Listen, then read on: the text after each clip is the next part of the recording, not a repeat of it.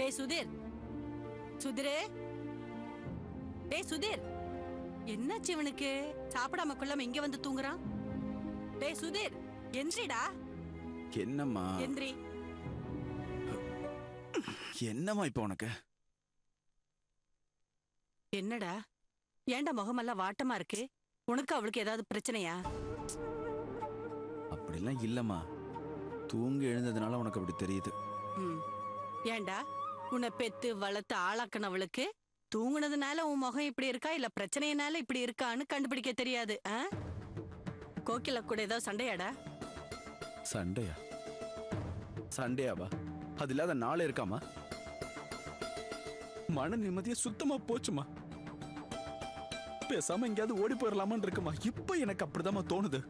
வாய மூடுறா. என்னமோ வீட்டை விட்டு ஓடுறானா? அவளுக்காக வீட்டை விட்டு ஓடுனா ஏன் உனக்காக இந்த வீட்டுல நாங்கெல்லாம் இல்லையா?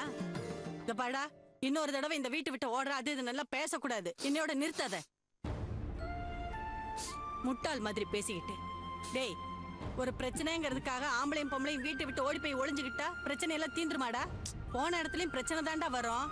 இந்த பாடுறா, அதை விட்டுட்டு பிரச்சனை எப்படி தீக்கிறது, எப்படி நல்லபடியா வாடுதுங்கிறத பத்தி யோசிக்கணும். அதை விட்டுட்டு வீட்டை விட்டு ஓடுறானா? நீ எல்லாம் படிச்ச படிப்புக்கு ஏதாவது பைத்தியம் மாதிரி பேசிக்கிட்டு. அவ கூட சேர்ந்து வாழணும்னு நினைச்சாலே ஏதோ கண்ணை கட்டி திக்கு தெரியாத காட்டுல விட்ட மாதிரி இருக்குமா. இதுல அவ கூட சேர்ந்து வாழ்றதுக்கு நான் வழிமுறை வர கண்டுபிடிக்கணும்னு சொல்றீங்க. ஏண்டா, திக்கு தெரியாத காட்டுல ஏண்டா வழி தெரியாம நிக்கணும்? நாம போறதுக்கான பாதைய நாம தாண்டா தேர்ந்தெடுத்துக்கணும். டேய், மத்தவங்க வழியை தாண்டா சொல்லுவாங்க, நாம தாண்டா நம்ம வழியை தேர்ந்தெடுத்துக்கணும். புரியுதா? டேய் சுதீர், எனக்கு தெரிஞ்சு உங்களுக்குள்ள இருக்கிற பிரச்சனை தீரணும்னா உங்க 2 பேருக்கு ஒரு குழந்தை பிறக்கணும்டா.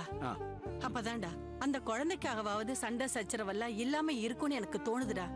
அம்மா, நீங்க ரொம்ப பெரிய அளவுல ஆசைப்படுறீங்கம்மா. எங்க 2 பேருக்கும் ஒருத்தர் முகத்தை ஒருத்தர் பாத்துக்கவே பிடிக்க மாட்டேங்குது. அப்படியே பாத்துக்கிட்டாலும் அது சண்டைக்கு தொடக்கமா தான் இருக்கு. இதுல குழந்தைக்கு எங்க போறது? சுதீர், மா, அவ கூட சந்தோஷமா இருந்து குடும்பம் நடத்தி குழந்தை பெத்துக்கிறதுலாம் வெறும் கனவுமா.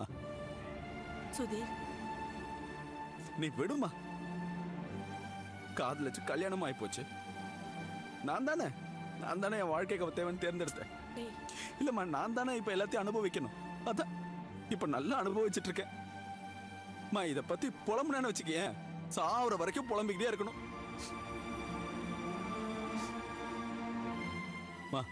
எனக்கு ரொம்ப பசிக்குதுமா. எழுந்து போய் சாப்பாடு எடுத்து வைங்க. சுதீர், போமா.